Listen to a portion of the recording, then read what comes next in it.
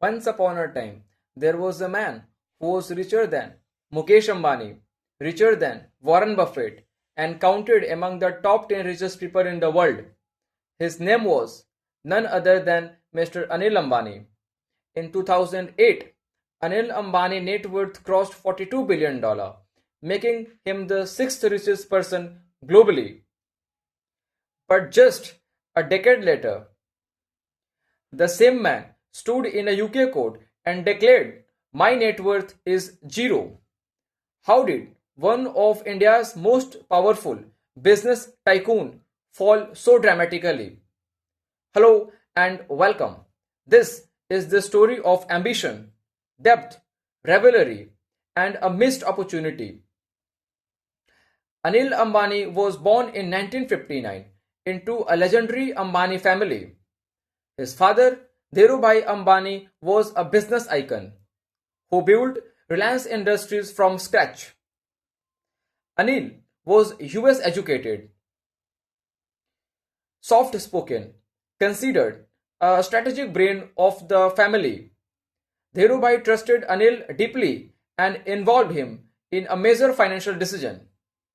Many insiders believe Anil was his father's favorite. After Dhirubhai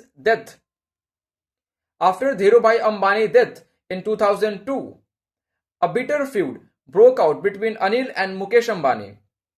In 2005, their mother, Kokila Ben, stepped in and divided the Reliance empire.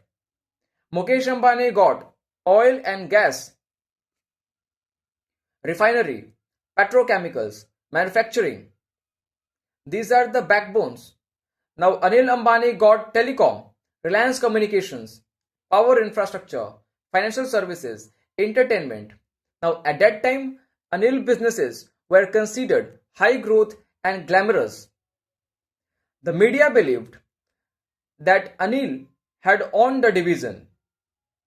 Now between 2006 and 2008, Anil Ambani was unstoppable. Major achievements, multiple IPOs, Reliance Power, Reliance Infrastructure, massive foreign investment. Bollywood connections. Married with Bollywood actor Tina.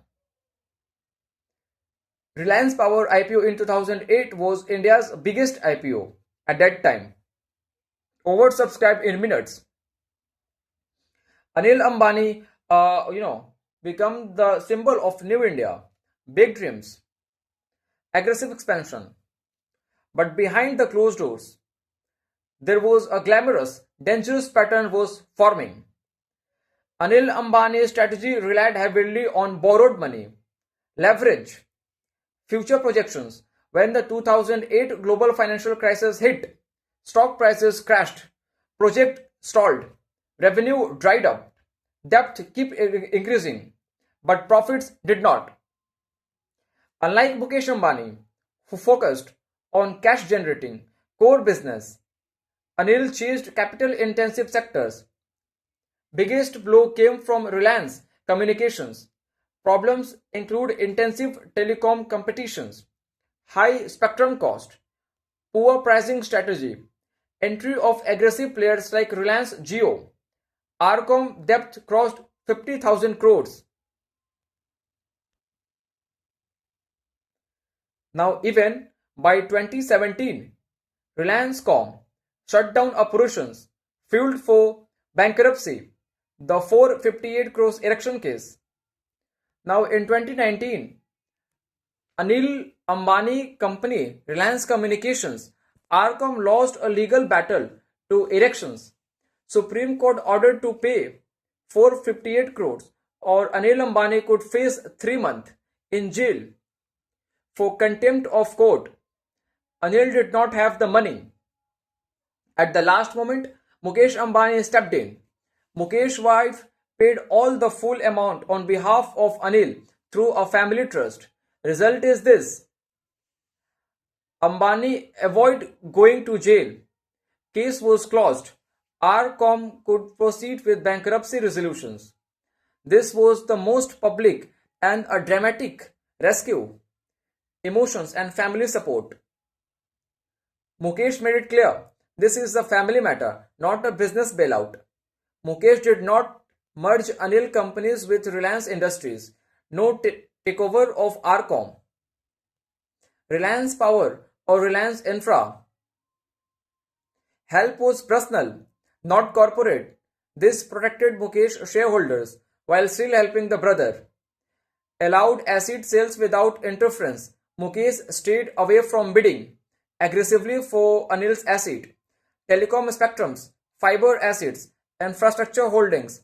This allowed lenders to recover money and gave Anil clean exit, should I say, instead of humiliation.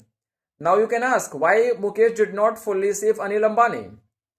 Mukesh could have cleared all Ambani debts taken over his companies, but he chooses not to do so because it will be unfair for the Reliance investors. Anil's failure was due to the business decisions, not bad luck. Helping financially once was humane, but saving the empire was not sustainable aspect because were sold for the repair lenders. This was the beginning of the end for the Reliance Communications, which is led by Mr. Anil. Because multiple bankruptcies are on the way. Reliance Power, huge losses. Reliance Infrastructure, debt trap. Reliance Capital, totally defaulted. Reliance Power, massive trouble. Struggle to finance. Now these banks classified loans. Anil Ambani Group debt exceeded 1.7 lakh crores. Multiple public sector banks have declared accounts of Anil Ambani and Reliance Communications as fraudulent, meaning they believed there was a division of loan funds and wrongfully default, triggering legal and statutory consequences. Now banks such as the SBI, Union Bank of India, Bank of Baroda, IDBI Bank, Indian Overseas Bank challenged the code of conduct. SBI fraud level was based on a forensic audit for huge outstanding loans. However, in the late of 2025, the Bombay High Court temporarily stayed the bank's actions, holding that procedural issues with how the fraud tag was appealed needed judicial review. This means that the fraud level isn't fully final yet. It's now part of ongoing litigations. The Enforcement Directorate, India's Federal Financial Crime Investigation Agency, is probing alleged money laundering connected to a large loan default and potential fund diversion by the Anil Ambani Group. In late of 2025, the ED attached assets worth of 1,400 crores in connections with this probe. Earlier, asset worth thousands of crores has already been attached in related to investigations. The ED actions are part of a broader investigation into elite multi-crores loan fraud and laundering, including loans taken by group companies like Reliance Communications, Reliance Home Financials, Reliance Commercial Finance. Now in December of 2025, the Central Bureau of Investigation registered a case against Anil Ambani's son, along with Reliance Home Finance Limited executive, on charge of cheating and the criminal misconduct that alleged caused a 228 crores loss to the Union Bank of India. The case centers loan amount limits to failure to meet repayment and compliance requirement. The CBI has issued notice. This is pursuing investigation, including searches. This is a separate from the large ED money laundering probe, but adds on ongoing legal scrutiny.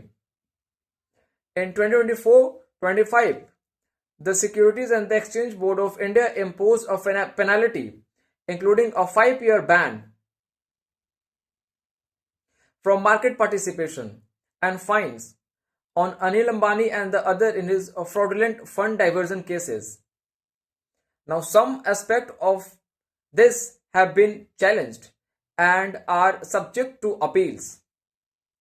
Now in 2019, Anil Ambani shocked the world by saying in the UK court, "I do not have the money to pay my lawyers."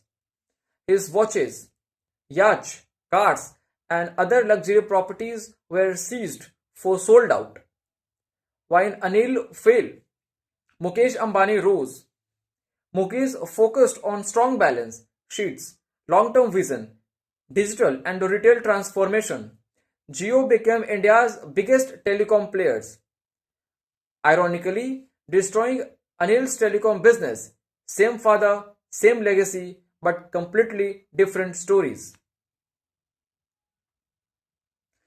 Now, what is the key lessons that you and I can take from this? That the can destroy, depth can destroy even the biggest empires. Glamour is not even to sustainability. Timing and adaptability is matter. Where the timing and adaptability matters. Cash flow is king. Now business requires consistent patience, not just ambitions. Anil Ambani's story is not just about failure. It is about human ambition, risk and choice. From being among the world richest to declaring himself zero net worth. His journey is one of the most dramatic business stories ever told. History will remember Anil Ambani not just for his bail, but for how high he rose once. That's all. I shall see you soon. Goodbye.